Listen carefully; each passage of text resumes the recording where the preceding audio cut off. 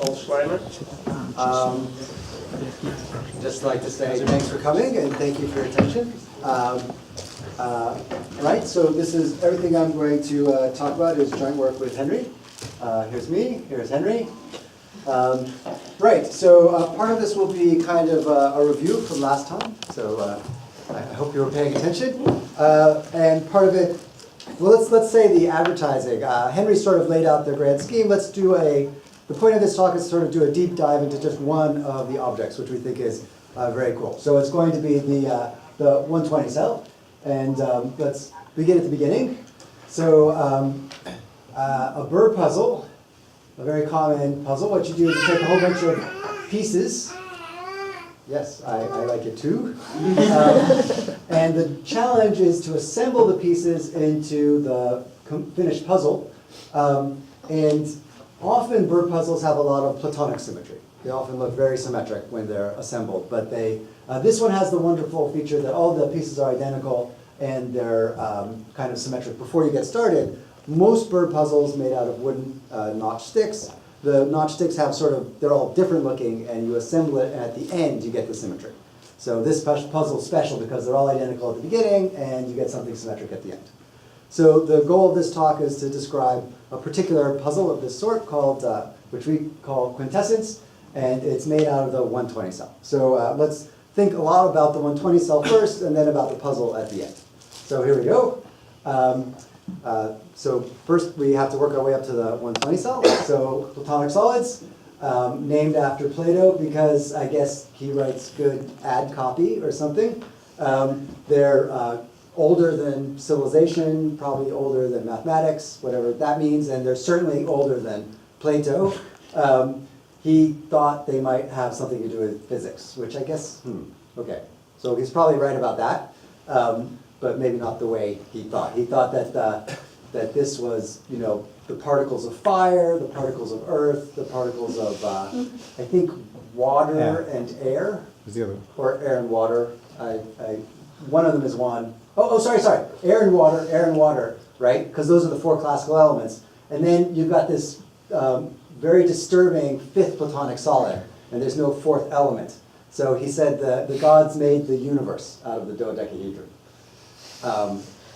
And Aristotle, in a later work, said there is a fifth element called, quintessence, the fifth element, but he didn't discuss the dodecahedron. So, it's all a bit funny, but. Okay, so that's Plato's take on it. So there's a more modern take on it, which is that these are the only regular solids, the regular polytopes in dimension 3. So let me just say, I'll just sort of say a word about regularity. So a polytope is regular if you can take any, in dimension 3, a polytope is regular if you can take any vertex, edge, face combination to any other. So that's called a flag, right? So here's a vertex, edge, face. Then there's also a vertex, edge, face. And those two flags are related by a reflection in this particular case. Okay? So that defines the regular polytopes. And you can define flags in all dimensions, and you can define the regular polytopes in all dimensions. So in dimension 2, life is very simple. You actually get an infinite number of regular polytopes, triangle, square. I put the vertex at the top, or I insisted upon the vertex being at the top because that's like 1 if you rotate your head by 90 degrees. Okay, and then there's some correspondence with the roots of unity. So somehow the regular polygons correspond to like solving z squared minus 1, z to the n minus 1 equals 0, something like that. So this is the infinite family. There's another 3 infinite families. So I've tried to represent them by going across the dimensions. Everything starts with a point, interval, and then finally you get simplex, triangle, square, diamond, simplex, 3 cube, 3 cross polytope, 4 simplex, 4 cube, 4 cross polytope, and on it goes. So these are the regular polytopes that exist in all dimensions, and they sort of have nice constructions, right? The simplex is it's a pyramid, and you can make pyramids in any dimension, and the cube is a product. And this one, these last pictures, actually all the pictures, I guess. This picture is pretty honest. That's a point. And these pictures are also pretty honest because they're intervals that live in. Oh, I should have said at the beginning. I'm very sorry. If you have any questions, please just stop me and ask because I'd much rather answer your questions than then rapidly get through my slides. So, any questions so far? Okay, fine. So these pictures to the left of this line, everything's pretty honest because the screen is two-dimensional.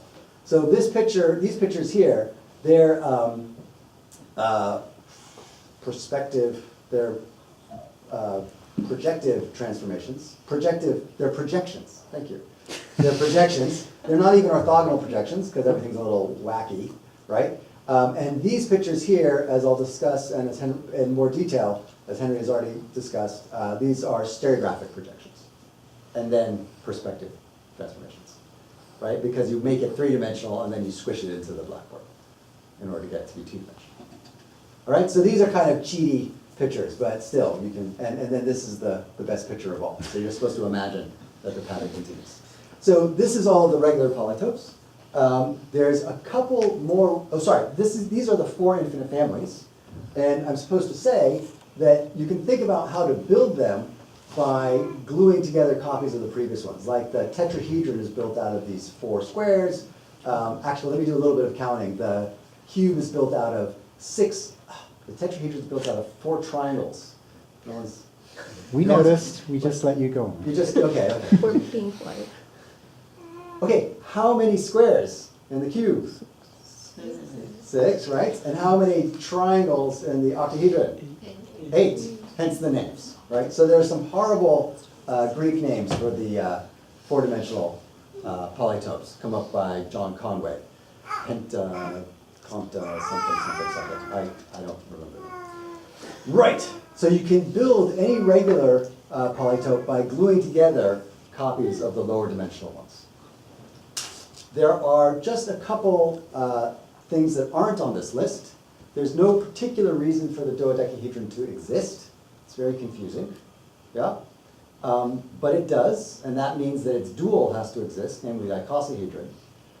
And then because those oddballs do exist, and Henry mentioned already there's this sort of double cover. SO3 is double covered by the unit quaternions. So those symmetry groups in dimension 3 lift to give you symmetry groups in dimension 4. And that's why the 120 cell, the 600 cell, and the 24 cell exist. And this trick stops working. SO5 doesn't have much of anything to do with anything as far as I know. I mean, of course it does. I apologize. I tell everyone who uses SO5 every day, I assume, will send me a nasty email. But there's no natural covering map from that Lie group to something smaller. Hence, you don't get these kind of beautiful accidents that you do in these low dimensions. So the rest of the talk is going to be trying to talk about, oh, no, I was going to do a tiny bit of counting just so we can get used to the thing. Right, so here's the 4 cube. Henry's already shown this picture. Let's do a little bit of counting. You already told me that there are 6 faces in the cube. So there's going to be 6 plus 6 plus 12 faces in the hypercube. Right, because you get a face for the inner one and the outer one, and then every edge of the cube gives you another face of the hypercube, because it's a product, right? If you have a product, there's the stuff at this end, then you have a product, there's the stuff at that end, right? So you get the counts from the 2 ends, and everything that was k-dimensional here turns into something k plus 1 dimensional in the middle. So, quick question then for the audience. How many, vertices does it have? Let's count.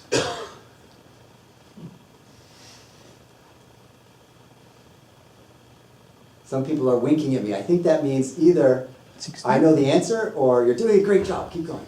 16? 16 why? 2 cubes. 2 cubes. There's no minus 1-dimensional cells.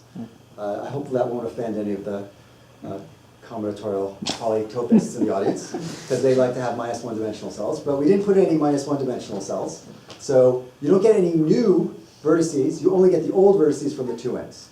So 16 exactly 2 times 8, which is the number of vertices of the cube. Yeah? So in this way we can kind of do the counts. And by thinking about the product structure, we can sort of figure out where everything is sitting. Now it turns out that the hypercube actually has, 4 different product structures which naturally come up. So you can, anyway, there's various, are there questions about that? Because the counting will come back again later to haunt us. did you do the thing that you were gesturing about? The k dimensional things become k plus 1 dimensional. So the k-dimensional things at the ends, they stay k-dimensional things. The But ends. Well, so it's a product with the, oh, I'm sorry, it's a product with the interval. Right? So we take our object and we cross it with the interval. We extrude it through another extra dimension. Like my hand's two-dimensional, so I take it and I move my hand through the third dimension, and now I have sort of, you can imagine a cat's cradle. That's the trace of my hand through that third dimension. So then we could count my fingertips, and there's 10 of those.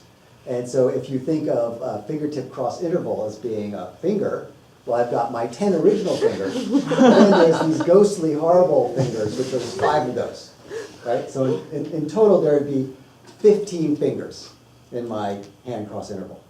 And what is a hand? What is a palm except it's a two-dimensional thing, right? So that's like a finger cross interval. So then you could try and count the number of palms. All right, maybe we're better off with a hypercube of monkeys. Does that answer your question? Yes. Right, so a fingertip is zero-dimensional and becomes a finger when you cross over the interval. Yeah? Good, yes, yeah, exactly. Oh, right, I was lying. This is not the hypercube at all. This is the boundary of the hypercube. So the hypercube has a 4-dimensional kind of inside, right? So everything that we're looking at is 3 at lower dimensional. So this is just the boundary, just the stuff on the extremities of the hypercube. Just like when you draw a square and you think about those 4 things, those 4 edges, those are not the square. The square is the inside and the closure. Those are the boundary of the square, right? So, very good. Still lying. It's missing a point at infinity, right? So we're supposed to have 8 cubes. Well, there's one 3-dimensional cube at one end, there's another 3-dimensional cube at the other end, and every face, the 6 faces, becomes another cube, right, by our counting trick. So this thing is supposed to have 8 cubes, hence the name 8-cell, and you can see 7 of them right in front of you, right? There's 1 in the center, there's 6 around that, then there's the 1 more at the outside. And that's sort of missing the point at infinity. So we're cheating a little, and also, I projected it to the computer screen, right? So it's 2-dimensional, not even 3-dimensional. But modulo those lies, this is a very good representation. Good, okay, so there's 2 things maybe to explain. Why is it so wiggly? Because I said the hypercube's a product, so it should be made out of straight lines. And how did we get rid of all the dimensions? So this is just going to sort of be a review of part of what Henry was talking about. So let's deal with the dimensionality first. The way to reduce dimensionality is by using a projection. So we'll quickly go through this because this was literally, I said at the beginning, this is joint work with Henry Segment. So it's not a bad thing for me to be stealing his images, right? We're good? All right, so we take the cube inside its circumscribing sphere and we do something. Do it. It's not afraid of the laser, so instead I'll use this button. We project it out. Okay, so that's a very important animation, so I'll do that a few times. It's in the inside, and we project it out. Inside out. So that's radial projection. We project using straight lines coming from the center of the sphere. And I have a formula for that. You normalize the vector. And now, the next thing we do is we put it on the plane. So it was on the sphere, and we snap it out flat onto the plane. So this is, again, a projection and a stereographic projection from the North Pole. So I have a formula for that as well. There it is. So they're both actually pretty simple transformations of the, they're not quite polynomial, but they're rational. They're really very nice. I guess there's a square root somewhere in here, but let's ignore that. Okay. So here's a sort of a picture of what's going on. We have any point of the sphere. I think that the point's over here somewhere, but it might be over there. And what we're going to do is we're going to project it down. Oh. I was close. We have a point down here, and we stereographically project it into the plane. So the nice thing about stereographic projection, this is sort of a one-dimensional or two-dimensional picture of stereographic projection, but stereographic projection is supersymmetric. So anytime you have anything at all, you can take a slice through your sphere, which includes the North Pole of what you want to think about, and you have this picture right here. So this is the only picture one needs to understand in order to kind of compute with stereographic projection. Sorry, question. Yes, Would you prefer to be using polynomial functions in general? sure, yeah. That would be the aesthetic, that would satisfy you more? No, they're just aesthetically. computationally better, Uh, right? So, I mean, sine and cosine are also pretty good, but they're transcendental functions, mhm. right? If you want to represent that on a computer, you have to do more work, and then, right, the Schwartz. Well, there's a lookup Stoffel- table on the CPU for sine and cosine, so I wouldn't worry too much. Huh? Okay, Sorry. moving on. Right, okay. Right, so there's one other feature which I should point out, which is when we make something three-dimensional, we've got to make it out of actual stuff. So there's the right time and place to thicken it. You could thicken it in 3 dimensions here, and that would be bad. Don't do that. First radially project, then thicken in the sphere, and then stereographically project. Okay? So why do that? Because the radial projection will, if you thicken in 3 space and do a radial projection, you'll get something which is kind of weird. Yeah? But if you map to the sphere and do the thickening here, then when you do the stereographic projection, you'll at least get the conformally correct 2-dimensional geometry. So this thing, which is obviously big and bulgy because it's near the North Pole, and this thing, which is much smaller because it used to be near the South Pole, they're different sizes and things have been distorted, but they're correctly reflecting the spherical geometry of the beach ball cube. Okay, so that's it. That's thickening. Let's go on to, so here's the same thing. This is the thickening of the hypercube, right? And these guys, these edges here, they're more bulgy than those edges there because they're closer to the North Pole. That's closer to the South Pole. On to the 120 cell. Again, as Henry said, these edges are quite thick. Those edges are not very thick at all. I forget, what was the ratio? It's like 32 to 1? Something. Yeah, it's something enormous, right? So if you want to print the entire thing out of plastic, then you need these edges at the very center to be printable, so they have to be at least like a millimeter, right? So these, well, millimeter 0.2 or something, so these things need to be 30 times thicker. And the bigger something is, the more expensive it is to print, right? So we don't do that. Instead, we cut it in half and just print this. And now the ratio is like 1 to 2. So the printability goes way up. And also, we did that, and then we spent a lot of time just playing with it. And I'll just show you the correct way, one correct way to play with the, uh-oh. It's somewhere. Oh, it's in the back of the room. Could I yeah, just toss it. Yeah. Just toss Adrian. I'll catch Adrian instead.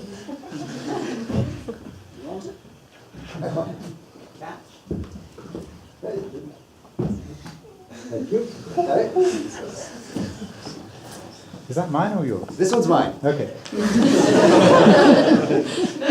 Well, it's basically a mass of springs, right? Yeah, sure. So I did break this one, but I broke it by sitting on it, not by dropping it. Right, so what you do is you stick your fingers in it and you go like that. That's one way to play with it. And if you do that, then eventually you notice that there's this Death Star trench along the top here. Yeah? So what's going on is that, well, I think it says in my slides what's going on. I won't reveal the secret. There's several ways to play with this. You can also grab the little spikes and rotate it like that. I think Adrian has a comment. What's that? Different way to play with it? He just wants it back, maybe. Okay, so this is the 120 cell. And right, let's talk about the geometry and sort of the shape of the combinatorics, excuse me. Yes, combinatorics, right, not geometry, of the 120 cell. And what we'll do is we'll start at the beginning and sort of work our way out. So the 120 cell is based on the dodecahedron, so it's not a product. It's kind of got some dodecahedral magical properties to it. Here's the beginning. So just like the cube, the hypercube, it had one small cube at the center, and then there were sort of layers of cubes coming out. So we can do the same thing with the 120 cell. There's this small dodecahedron which is sitting right around the south pole, right? So what you want to do is you want to look at all of the dodecahedra which are right next to that. And so there's going to be 12 of them because the dodecahedron has 12 faces. And the angle that they make with the original one, because remember distance in S3 is a sphere, so if you want to measure distance there you should be using angle. Yeah, so the angle is pi on 5. And that has to do with the rotation, right? The 120 cell is the Voronoi cells around the binary icosahedral group, or binary dodecahedral group. So somehow the symmetries of the dodecahedron and the structure of the 120 cell, they're tightly meshed. So the first layer is at pi on 5. The next layer is at pi on 3, because you can rotate around a vertex instead of rotating around a face. And the next layer will be at 2 pi on 5, because that's a double face rotation. And then the next one will be pi on 2, that's an edge rotation. And then the layers repeat after that. Let me go back. Right, so we start at the center. We add on the first layer of tetrahedra.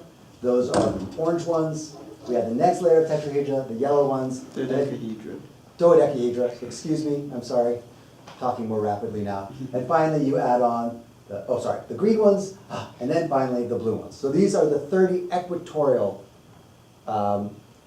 dodecahedra, got it right that time, in the 120 cell. And then the whole thing repeats going down on the other side. Right, so if you keep marching towards the North Pole, then you'll get the same layers again. And so now we can do the count. There was 1 at the South Pole, 1 at the North Pole. There's 12 right next to the South Pole, 12 right next to the North Pole. Turns out to be 20. This is because there are 20 vertices of the dodecahedron. Then there's 12, because that's another layer corresponding to a face rotation. Finally, there's 30, coming from the 30 edges of the dodecahedron, and then the whole thing adds up. I did check the addition at some point. This is one way to think about the combinatorics of the 120 cell. So there's another way, which turns out to also be very nice, and it's sort of a combinatorial hop vibration. So let's do this kind of calmly and slowly. So I said that the right way to play with the 120 cell, or one right way, is to stick your fingers in it and spin it very rapidly. So where you're sticking your fingers in, there's actually a chain of 1, 2, 3, 4, 5, and then another 5 dodecahedra, all lining up in a line. So you can kind of look along it, see along it, and there's actually a big one of these at the exhibition. So I urge you to go and look at the big one, because it's easier to see stuff. Right, and then I said if you spin for long enough, then you sort of see this Death Star trench. Why don't I hand this back around so everyone can take a chance at spinning it. So what's going on is that these dodecahedra are lining up in strips of 10. And I've drawn one of them here. Well, Henry drew it. And dual to that will be another ring of 10 dodecahedra. Let me show you some of the rings. In fact, what I'll do is I'll show you the rings which are right next to this one. So there's the first ring, which is not actually the equatorial ring, but it's right next to it. And you see that there's this 5-fold symmetry, so we can keep rotating, right? There's the next ring, the next one, and one more. So every ring needs 5 more rings, or is surrounded by 5 more rings. So let's see here. This thing makes an object. It's exactly half of the 120 cell. Let's check. There's 6 rings, each with 10 dodecahedron. That's 60. Right? So these rings kind of make half of it. There's sort of a combinatorial Clifford torus, which separates this half from the other half. Right, and then I do the addition again. There are 120 cells. Each ring has 10, so we get 12 rings. One which is at one equator, one which is at the dual equator, and then 5 which are next to them. All right, so this is, yes, and now I'm going to do the rest. Bump, bump, bump. There's the 5 which are around the dual equator, the spine, and then there's one more, and you won't be able to see it. So, now we sort of leave mathematics a little bit and get to the 3D printing. We wanted to show this. No. Ah, there it is. There we go. You've seen it already. So what we really wanted to do is we wanted to print one ring, the 5 rings immediately next to it, and then we wanted to play with it because we figured that would be fun. And what we realized is when you try and have all 6 rings made of stuff, they're immediately touching. And two things which are touching when you're doing a 3D print, they'll stick together. So you won't actually be able to take them apart. So the next best thing that we were able to do is to print just 3 of them. It seemed really hard to even print more than that. So there's one ring here, and then this ring and that's the thing that's being passed around right now. And this thing by itself is kind of a nice fidget. You can see some ways that the rings fit together. You can kind of pack it tightly, and you see this, the way that they all twist at the same time around each other. So, what can we do? Oh, this is the thing that's being passed around. There it is kind of locked together. There it is coming apart.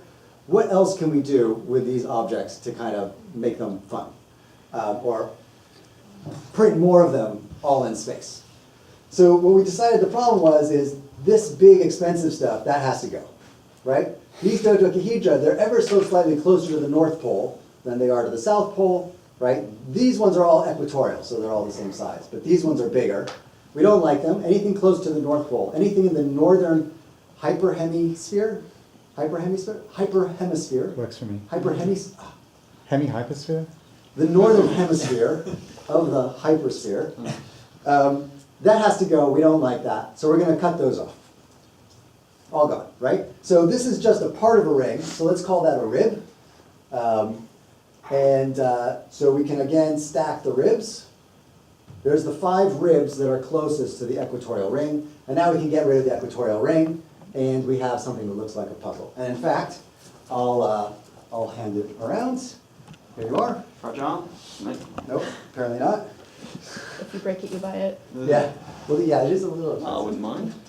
So, Hamish, do you want to show everyone how it comes apart? Okay. All right, so Hamish is going to put that back together and pass it around. And while he's doing that, I'll pass this one around. Please don't take it apart.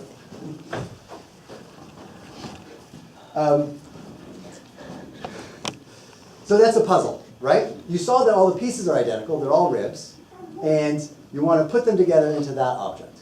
So this was the first puzzle we kind of came up with. And we were actually shocked and surprised. So, oh, sorry, here's some more views. And here's the puzzle. It's made out of these ribs, and then they assemble in this way. Great. So we were shocked and surprised to discover that there are other puzzles that you can perform. I will show you one other puzzle, which isn't a shocking surprise, because this ring and this... You're still busy? Okay, I'll just hand this past. This ring and this other puzzle are sort of coming directly from the hop vibration. So go, go, go, go. There are the 5 ribs coming around. There's 5 more ribs going around, and you get this sort of meteorite-looking object. And here's a little bit of that. And let me just advertise. Oh, these are the names of the pieces. I have, by the way, lots and lots of copies here, so please come down at the end and put some together yourself. Oh, and we also have a list of the other puzzles that are possible to make. I think that I should probably just stop there and ask if there are any questions. Thank you.